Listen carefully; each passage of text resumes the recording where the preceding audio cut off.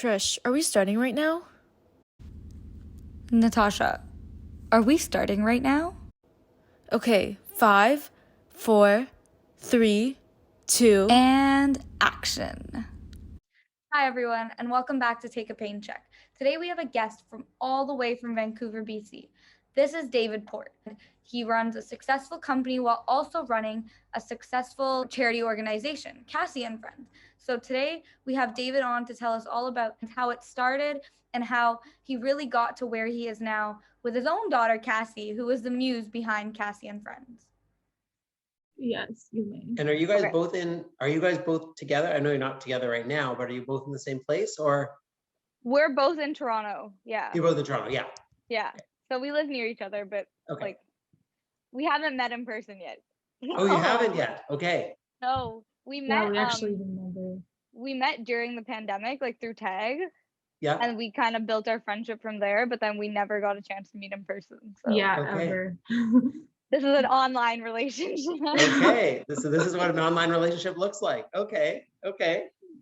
Okay, are we ready to go? So, I guess we kind of wanted to start talking about basically how JIA has really affected you personally. Great. Yeah. No, thank you, and thanks for having me on your show. It's super exciting to be here and from the other side of the country. It's great to be here. So I guess I can start with my story in connection with juvenile arthritis. Yeah. So juvenile arthritis was something I'd never heard of, didn't know it existed 12 or maybe 13 years or 14 years ago now. And then one day our daughter Cassie woke up and she had a swollen knee. She was not even 2 years old. She was 20 months old at the time. And she wouldn't walk on her knee anymore. And the night before she'd walk, no problem. Had she gone to bed, she could walk. And the next morning she woke up and she wouldn't walk anymore. And her knee was swollen and she wouldn't put a step on it and collapse underneath her. So we rushed to the hospital to find out what it was going on. And after all these tests to find out whether was it infection? Did she hurt her knee? Did she get a bite by a spider? They go through all these tests, the x-ray, and ultimately decide or make the diagnosis that she has juvenile arthritis. So we were told, the doctor says, oh, she has juvenile arthritis. And I'm thinking, well, that's not possible because old ladies get juvenile arthritis. They get arthritis, old ladies, not young, she's not even 2. She's 80 years too young to have arthritis. Yeah. How's that even possible? So, but there it was, juvenile arthritis. And so that's the journey began of what's been the last 14 years of juvenile arthritis in my life every day, most every day. I know like Natasha and I talk about it too. And like, I think we talked about this on the first episode and we said, we always get that question, like, how are you not an old lady? Like, why do you have a disease that's meant for someone that's old? So I guess like building off of that, how did it really like change your life? Like, how did you go from being this dad who had, I guess she was pretty young, so almost a newborn daughter, like, how did that kind of affect your day-to-day life? Yeah, I mean, it was there's probably 2 sets of challenges. And if we want to talk about effects and on the challenges side, I mean, one was all of a sudden we entered this world of doctor's appointments and medications and these strange medications you never heard of with side effects that maybe could be scary. And it took some time as a parent, and I'm really speaking as a parent because I think that your experience as like living it as kids is different, similar and different. It took some time as a parent to realize, okay, so this is forever. This is what we have for life. This is what she has for life, and this is what we have for life. And it took some time to kind of get to that realization, like, okay, well, this is going to end soon, so that's fine. I can do this for a month or 6 months, or I can go to the doctors every month for a year. Like, that's no big deal. And then the light bulb comes on. It's like, oh, we're going to do this like every year, not just this year, every year and next year and next year. And it took some, then the light bulb comes on, like, okay, we better do this differently. So as I'm sure lots of people said, it's, you start off thinking you're doing a sprint and then you find out it's a marathon and you got to kind of change your pace to get to the end. So, one change was that for sure of like, this introduction of all this medical stuff into life and into the routine. And then, one change as well was sort of what I was just alluding to, but more specifically, it's like, okay, well, I guess I have to change my mindset maybe about what this means for Cassie and for us, and what we're going to do as life goes on. Maybe there's times when we would like to go for a hike and we can't do that, and so we've got to just accept that fact as part of life. But I guess there's two ways to do that. I found, you can fight it and say, oh, I'm so mad that we wanted to go for a hike and we can't, or say, okay, well, that's cool, no hike. What's a great another alternative we can do? Let's go for a drive instead. Let's do this instead. So, again, that's sort of the shifting from, oh, this is so terrible. What I read somewhere is you can think, why me, or what now? And if you move from like, oh, why me? Why is this happening? To, okay, what are we going to do now? And so you kind of, as parents, shifted a mind to like, okay, what now? Like, can't hike, do this. Can't ski right now, do this. Okay, maybe in life for Cassie, some doors will never be open to her, but other ones will. Yeah. But that's the same for everybody. I'm not tall enough to be a basketball player. So, the door to a career in the NBA was never really open to me. I've never been sad about that fact particularly. Like, oh, I wish I was taller, I could be a basketball player. I'm not. So, so it's sort of the same thing. And I think that's just you guys go through it as well, of course, in your own lives, and parents have to go through the same thing of like, okay, well, Cassie's not gonna be a basketball player. Neither am I. So what? So many great things available, like, other than that in the world to do. So yeah. Wow. I know that you run your own business, Port Communities, I believe. Yes, you got it. Yeah. So I assume you're a very busy man.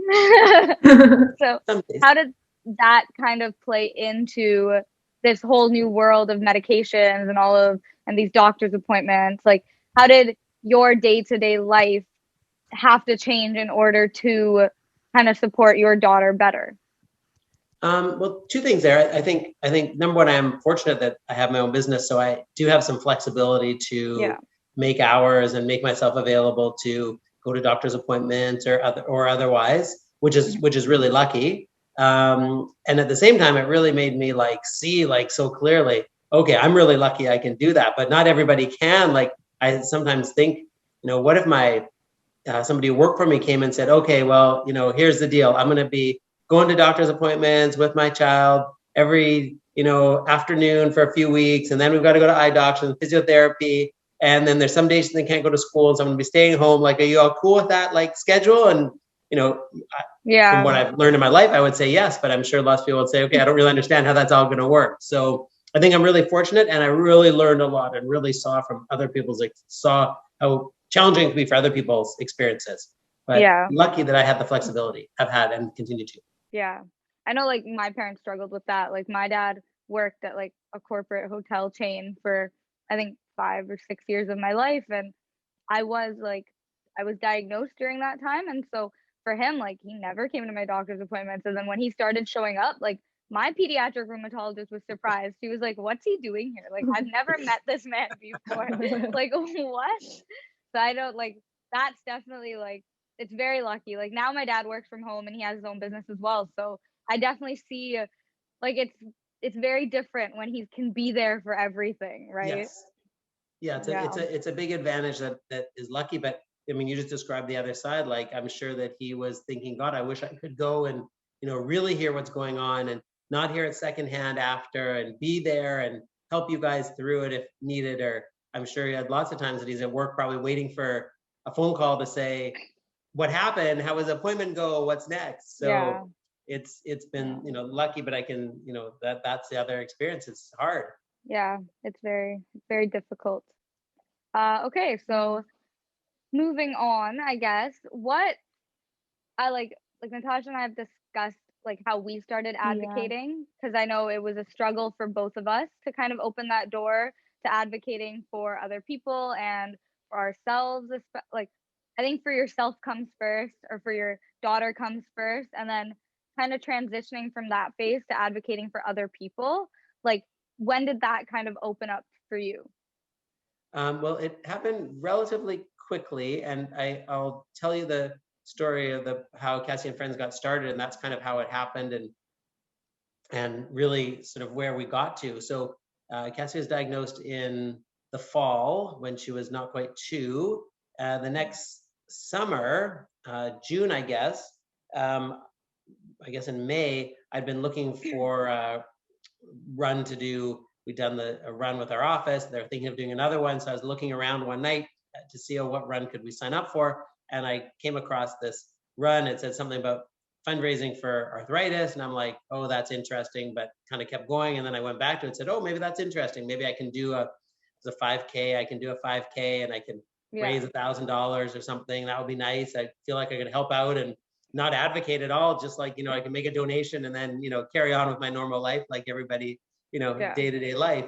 And so I signed up for the run and I sent the link out to some friends and said, I'm running this run and Cassie's story, and went to bed. And the next morning I woke up and I think, I don't know, like $1,500 had been donated or 2,000 or something the next morning. And this is about a month before the race. And I put in my thing, I'll match all donations. And so donations kept coming and coming. And then it was $9,000. And I changed my thing to say I'll match all donations up to $10,000. So in the end, in that month, raised $18,000 and did the run.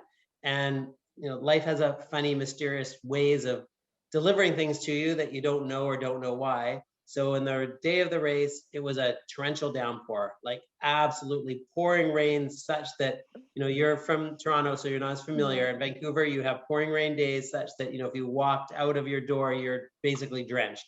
That was the rain. So that sounds fun. So people came to watch the run and like cheer me on, not cheer me on, more like they're there to support Cassie. And so the Arthritis Society had set up this tent and people were under the tent. And I ran out to do my run, but nobody came out from under the tent because it was too wet. Meanwhile, in that time under the tent, my mom was there and she was talking to a lady, Pam Clark, who was a parent of a child with juvenile arthritis. And they said, wow, this is so amazing. We've got to do something. We can't just like leave this money. There's so much is raised, like we can actually do something. And they came up while I was running with the name Cassie and Friends. They said, let's call it Cassie and Friends because like for Cassie, but like all these other people are here and there's all these other kids and those are all the friends, like all these other people that come to support. And it's kind of like everybody has that. Like I'm sure you have that in your life also. You've got yourself and then you've got this family that supports you and friends and everybody's got the and friends. And so the name was born and I finished my run and I came and they said, okay, David, great news. We're setting up the Cassie and Friends Society. I'm like, alrighty, let's talk about that. That sounds really good. And so we did. We set it up. We had got connected with other families, also with kids with juvenile arthritis, all in British Columbia at that time. And we sat down and said, okay, so guys, what do you need? Like, what do parents need? What do families need? There's parents that can't get to the appointments. There's people that are struggling financially. They haven't met other people. What do we need? And as a group came up with like all these ideas of things that would help kids and help families. And so that was sort of the long winding road to get to how did I get started with advocacy? It happened. And then we started going really with our main focus on finding supports for families and kids and finding money to support research. Trish and I never knew that whole run story. So that's amazing. We learned something new. Yeah. And I feel like a lot of people want to know how it all started. So it's great that now we know what I definitely did. Yeah. So I like that story. It was a great story. But yeah, I guess something that we really wanted to talk about here is like the parent perspective and how you feel as a parent, being involved with rheumatic diseases, not directly, well, sort of directly, kind of indirectly, but your child does have it. So I guess what I wanted to say is that how long did it take you to tell other families or, for example, like family, friends, I guess everyone around you that you have a child that has juvenile like idiopathic arthritis, and how, if you did tell them quickly or tell them later, why specifically did that happen? I think certainly close family and friends knew pretty much right away. We have a really lucky to have a nice family, and they were really interested and supportive, and friends as well. And then over time, once I did that run, I had reached out to a lot of people and told my story, and then it sort of expanded from there. And interestingly, I'll share another story with you. There was a mom in Prince George, which is sort of northern BC, maybe like a 12-hour drive north of Vancouver, who has a son with juvenile arthritis, who's now a 19-year-old man. So it's not a boy anymore, but we got to go back 12 or 13 years. He was quite young. And she was on the Cassie and Friends board when we initially started. And she was doing the run one year, and she sent out the thing to all of her family and friends and told the story. And she got all these people responding to her, donating, telling her. And she said to me after, it was amazing. She said, and she lives in Prince George, a small community. She said, it was so amazing. She goes, I never really had been able to tell anybody the story of what was going on with my son. And I wasn't sure how people were going to react. And I didn't know.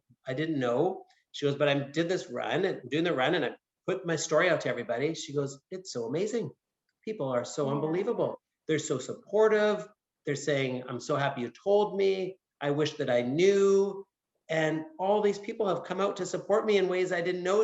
And it was just so interesting, because I think there's a reluctance from parents maybe to want to share it, because they think, I don't know what they're going to think. I imagine they think, what are people going to think? Or maybe they're going to just feel sorry for me, or I don't want them to think that my child is different than anybody else's child. But my experience and her experience and others that I've talked to, telling the story to people is so great, because people are great. I believe in people so much, and people are great. I've never had anybody say, oh, you're a terrible parent because your kid has arthritis. You must have done something wrong. Or, oh, I feel so sorry for you. I'm just going to, fall in the corner and cry. Or, oh, your poor kid is, nobody's ever said that. They've just said, wow, thanks for telling me. And is there anything that I can do to help? And that must be hard. Or is it hard? Or what's it all about? And lots of questions about, never heard of it. I've never heard of juvenile arthritis before. I've heard of other diseases, but never juvenile arthritis. What's that all about? Wow, that's really interesting. So, never. So I've never really been reluctant. And I guess I've spent now over 10 years talking about juvenile arthritis a lot. So it seems normal for me, but I know there's a lot of reluctance from parents to want to do that. And I think that for lots of reasons that are all good reasons, but my experience has only been nothing but good has come from sharing my story with anybody who's willing to listen. I feel like support is required, and a lot of us, even as kids, like Trish and I always looked for support groups, and it was really hard for us to find Cassie and Friends, and I think we're really grateful for that, because like we have definitely grown as people, and also we kind of found the pros out of this disease. I know it sounds awful to be like, oh yeah, they're pros, but like we have a good friendship, we have a good community support, and like I think that's all you need. And it's great to hear from a parent saying that there is that support out there. I'll just go back one quick step on the support part. It is one of the things that Cassie and Friends does offer, is support to parents through an online support network, and a way for parents to meet other parents and share their experiences, like what they're going through, their challenges, and what their successes are. The same as you guys have found each other, and other young adults have also, and younger kids and teens and all ages. It's the same sort of possibility for parents. And we find it's one of the most valuable things that parents get is to meet another parent, just to it's funny, maybe it's not as, politically correct to say that men and women are different, but my experience with it is, the men anyways, most of the men, what they want for support, I'll call is like drive-by support. They want to just see there's another dad that's got a kid with juvenile arthritis, and the dad's doing okay, and he seems like pretty, well-adjusted, give a fist bump and just go on with life. And that's all the guys seem to mostly need, is just to know, hey, there's another guy with the same thing as me. Cool. Okay, on we go. And the moms often like to get more involved in their discussions with each other, which is just the way it is. But I found with most of the dads I've met, that's all they really want, is just a, hey, fist bump, let's go. My parents are the opposite. My dad loves, like, I guess because he couldn't be there when I was younger, he loves to get involved and talk about it. Like, if I'm in pain, the first thing you hear from my dad is, oh, what can I do for you? My mom, go put some ice on it. Get over it. Like, That's great. Get over it. But, she kind of, she knows I'm just complaining to complain. Yeah. Like, she knows I don't need help, kind of thing. Yeah. I can definitely relate with David. Like, my dad is sort of just like the one that he doesn't, I don't even think he needs the support. It's all pushed onto my mom. Yeah. He's there though, like he will drive me to appointments and stuff like that, but he will always tell my mom, like, you go in there and you talk to the doctor, like, I don't want to talk, I'm gonna say something wrong, and like, this is not what you want, and there's all of that. Okay, so a question that I had specifically was, so how did you expand Cassie and Friends from BC to like Toronto and other places? So yeah, the expansion was really interesting. So going back a few years, we really were focused in BC. That was where we started, and then we did an expansion to Victoria, which is near Vancouver, still in BC, to kind of see, okay, what would that work somewhere else? And it kind of worked pretty nice. And at the same time, we were starting to get inquiries and questions coming from other parents from other parts of the country saying, oh, hey, I'm seeing you guys online, and is what you're doing in Vancouver available to us? And we would say, it's not, we're just in Vancouver. And we started getting all those inquiries. So we decided, okay, well, there's only one way to find out if we can do this, if there's interest. Let's just try. Let's commit to the next year or two of going out to meeting people in other cities in Canada and seeing, is there a need for the programming and support? We know there's a need, but could it happen? And is there anybody else who's delivering it? Which we saw clearly there was not anybody else. So basically became on a road tour. And got on the road and started going to different cities in Canada and started really, we one of the keys of our success, like the Cassie and Friends success in BC, had been our really close connection with the doctors and nurses and the support in the clinic, the healthcare workers in the clinic. That was really a key piece. We've had a doctor on our Cassie and Friends board, pediatric rheumatologist from day one, and having that connection through where we were helping the parents and the kids and the families in a way the doctors weren't able to, and didn't even need to, because we can't provide medical support, but we can provide all this other stuff. Yeah. And so we said, okay, well, that works really well in BC, and that's kind of a unique thing that we're offering. So let's go to other cities and see the same. So basically, we started meeting with the pediatric rheumatologists in the clinics in Calgary and Edmonton and Toronto and Halifax and Ottawa and other cities, and explaining what we were doing and talking about it, and then trying to connect with parents in each city so that we had parents that were connected into it. And slowly, bit by bit, we got a bunch of cities where there was activities. We had run in Toronto a couple of times. We had our Family Day, which is one of our big events in Calgary. And we had a big plan for 2020 to have that in 3 different cities and expand. And then coronavirus came. Yep. But interestingly, and I don't know if you want me to put this part here because I'm happy to talk about it a little later, but interestingly, the coronavirus turned out to be a huge, gigantic blessing for what we were doing, more than we ever could have imagined. So we got to the January, February, March, world closed down, Canada closes down the middle of March, everybody's in there locked away and can't do anything. And we're like, okay, well, we've got all these events scheduled to be in like 6 or 7 different cities across Canada.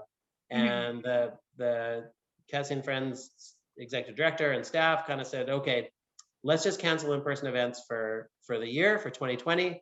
And it's not going to happen. There's no way we're going to have an event with hundreds of immunocompromised people in a room this year. That seemed impossible.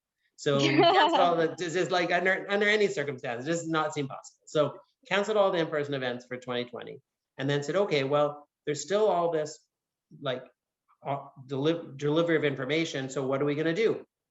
And move to a full online model. And it's been unbelievably successful. We've had more people from more cities engaged in more ways, even from other countries. We've had people in the online education from Hungary and Mexico, from all over, but primarily Canada, but from all these cities, people are now able to, we have one today actually, and it won't be the day that you put this podcast, but on today, the 27th, there's a nutrition one on today with somebody from Toronto as the speaker. Yep. So it's really, we've been able to get so many people to get this education. And so all of a sudden we're like, okay, wow, we can do this online education delivery all the time. Even next Yeah. year when we're back in person, and I'm pretty confident we're all going to be back in person again next year, maybe even later this year, but certainly on a Cassie and Friends basis next year, we can still continue to do this online educational delivery all the time.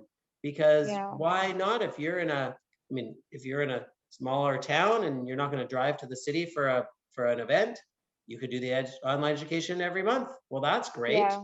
And it's such a great way to keep people engaged and connected. So it turned out it's been a blessing in many ways, because we went down some paths that we would not have done, and we found ways to connect people that we wouldn't have probably done that, because Yeah. like most people, to be fair, you've got something that works. Every year you say, okay, well, that worked. Let's do it again, maybe a little better. Let's do it again, maybe a little better. It's rare when you say, well, that worked really well. Let's not do it at all. Let's just completely throw that in the garbage can, and let's do something entirely, totally different that we've not really ever done before. It's very rare that you do that when something's working. But that's what ended up happening. So that part became great. Like a great way to connect people.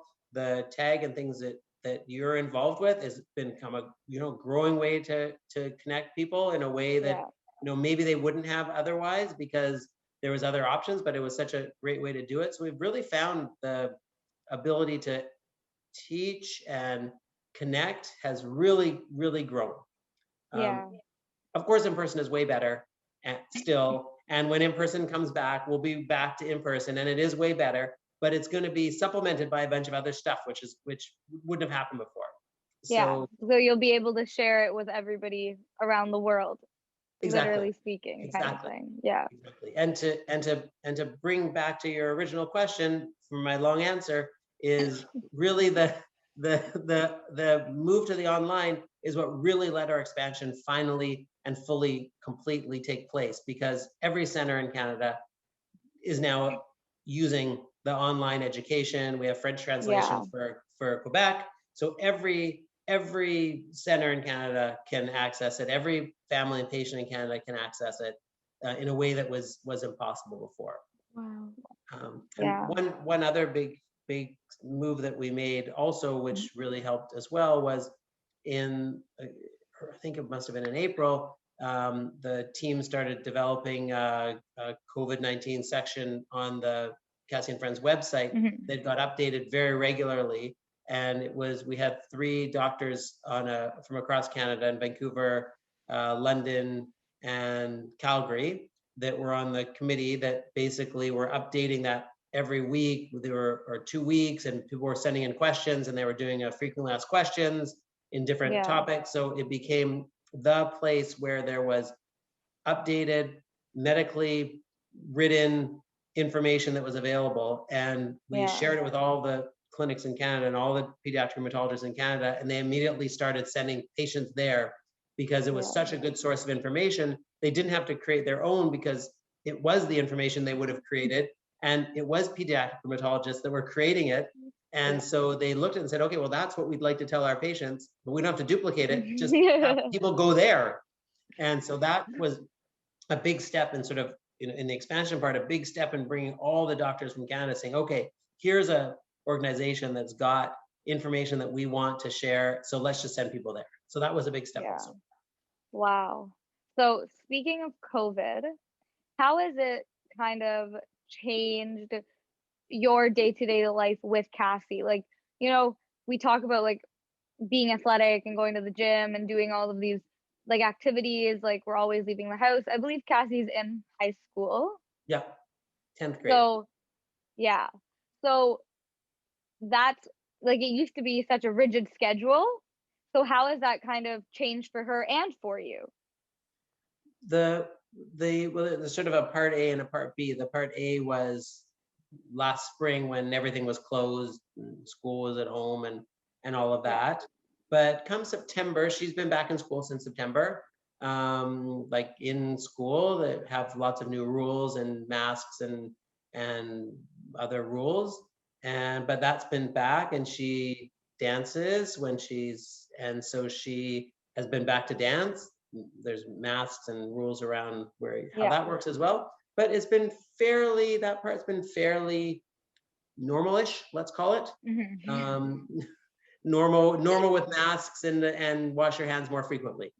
Yeah. So that's been not too bad. Certainly in the early part though, March, April, May, June, like into the summer, there's a lot of uncertainty about, and definitely in March and April, about does having a rheumatic disease, does being on immunosuppressants, does that make that you in a riskier position? Finally, as it turned out, that wasn't the case, and some of the medications that the kids are on, maybe you guys even are on, might actually didn't cause that. And some of them were being tested as potential coronavirus medications, none that turned out, but it was really interesting time to be in the midst of all that.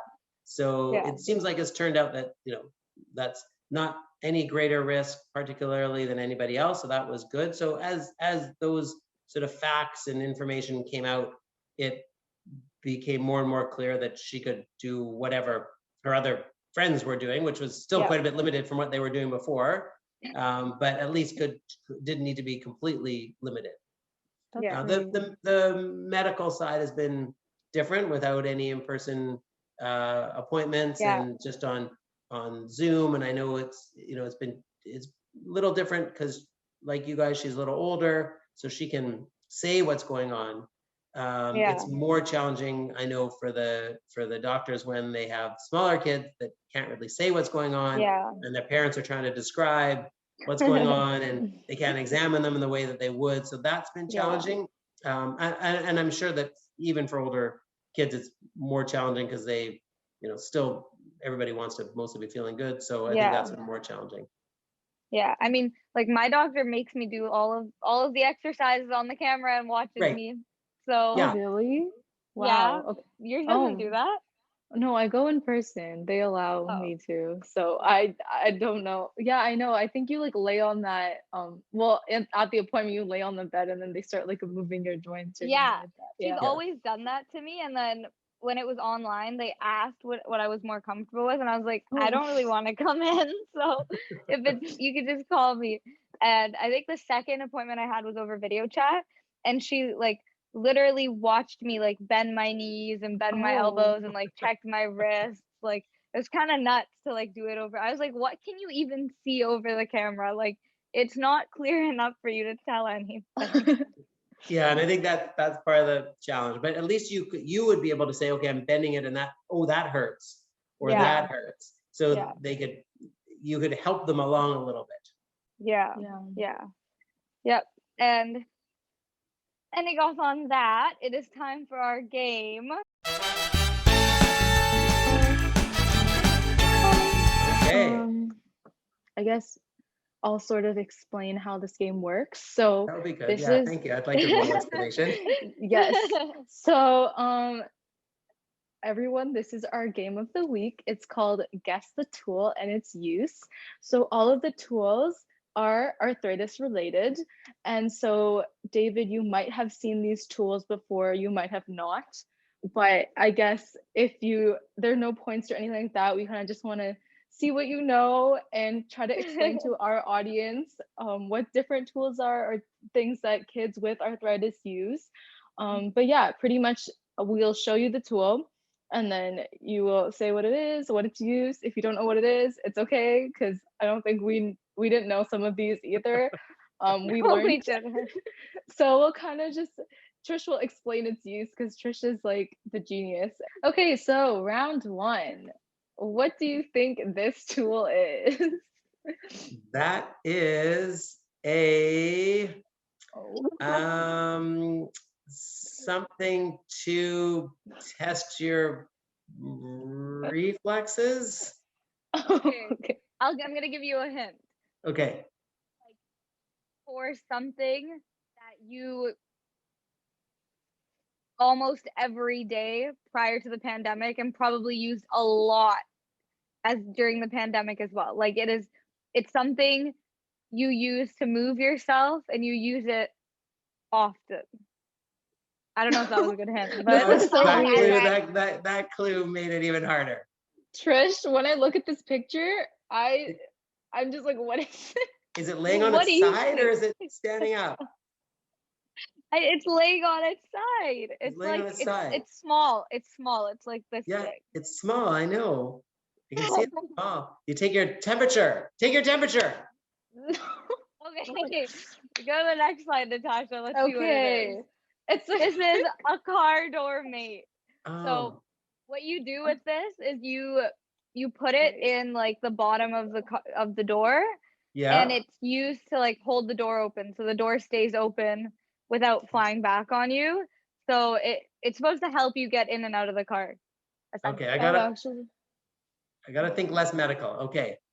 yeah, this is not it's not medical. It's more like house items, Okay. like items you would use.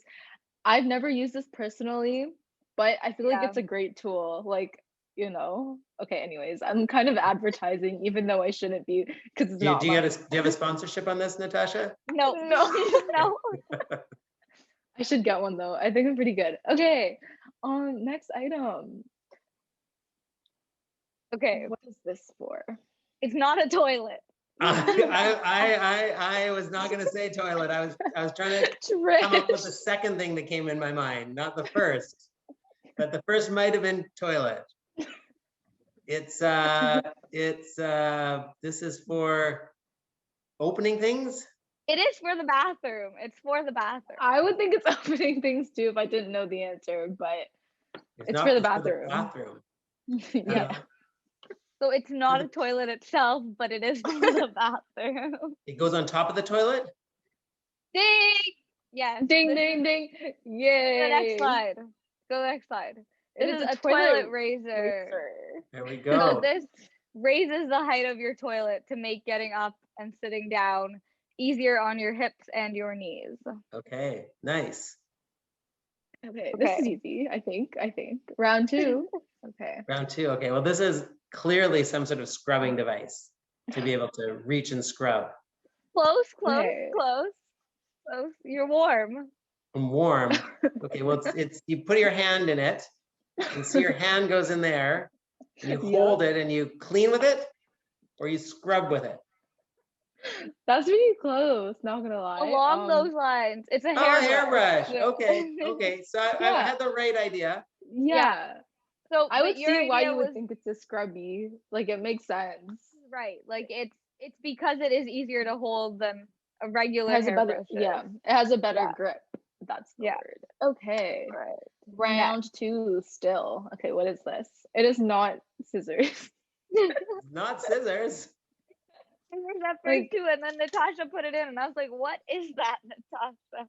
It's I found it on Google Images. it's not scissors. Nope. It's Which one is it? something to take out. It's a can opener. It is used for cutting things, but Yeah, not what would you not called. It's not scissors. It's not a It's not a not- can opener. It's not a No, not it's a kind of funny nail though. cutter. I feel like Oh, you had it there. Nail cutter, nail ding clipper? ding ding. Yeah. Long reach toenail clipper. Okay, It's so that you don't Yeah. have to bend down all the so way. far. I feel like these scissor grips might be bad though. Like, I don't know. But anyways, that's my opinion. Like, I don't know if I took scissors and but everyone has their own pains. So that's a great tool, guys. I just get Okay. my mom to do it for me. Yeah, me too. I asked my dad too. Well, Okay. that's a whole different story. Yeah, I mean, definitely. You know what? My dad does everybody's nails in the house. Like he paints our nails. Oh, really? So eventually it becomes a pedicure, and you say, "Dad, can you cut my nails before you do it?" Nice. Okay. What And do he you think does. this is? I have it here. Here's a demo. Okay, so it's not an ink blot. It's a thing to put for your keyboard. Yeah, exactly. Okay. That was the fastest one yet. Yeah, Wow. that was okay. so quick. Okay, round It's a 3. keyboard wrist gel. Yes, round round 3. Let's go. I'm ready. Okay. So that's a screwdriver. That's a easy turn screwdriver. Ding, ding, ding. Wow. On fire. Eventually. Wow. Last one. Okay. Oh my god. One might screw up your yeah, might. run here. Is it it's not a lint brush with a long handle. not a rolling pin because of that weird hook. Is it a paint roller? No, it's not that. Since you're laughing at me. It's a Oh my different God. color. I would think that's like a like a thread. You know how like you have the needle and thread, and that like thing looks like the thread. I don't know. I if this is mean, just me. Considering the fact that I do sew a lot, this doesn't look like No? anything I use. Okay. I don't know how to sew. This is just me making a prediction of how I would think it's like a needle and like a thread holder. Yeah, I can see why, but I don't know. No. Apparently, this tool can be used for buttons. So you use buttons. I guess you can use it to hook your buttons as well, like slip your buttons into Okay. holes. And you can use it to hook zippers to make them easier to zip up. Now I see. Yeah. That's what the hook Yep. part's for. Yeah. Okay. That's amazing. All right. That's the end of Sweet. our game. Okay. All right. Yes. Just for our ending, we would like to end off by asking you one piece of advice that you could give us, or if not us, like give everybody out there that's watching a piece of advice that might be for parents or adults, but kind of about how you've dealt with everything and about how you think that this piece of advice has kind of changed your thinking as well. Okay. Well, I'll tell you, I can say something that I've learned, and maybe the advice is in there. One thing I've learned from Cassie and from so many other kids and young adults like you guys that I've met through this journey is that really there's something about all this juvenile arthritis and rheumatic diseases that make you guys into these amazing people. And there's some sort of core of inner strength that either is there or appears as a result. And I've met so many people, and they all have this like hard inner core, not hard in a bad way, hard, strong inner core. And I think it's because I wake up every day and I know how I feel, and I wake up every day and don't know how Cassie feels, but I'm sure there's days that she doesn't feel the way I do. But that's what she thinks is normal. And she gets up and she goes to school or goes to see her friends or whatever. And I think it just makes her strong and makes you guys strong. So that's inside already. And I guess if I had, from my experience and from my advices for parents and for everybody, just trust that there's that strength there. There's this like super strength that's there, and you need to be there to support them when they need it. I need to be there to support Cassie when she needs it.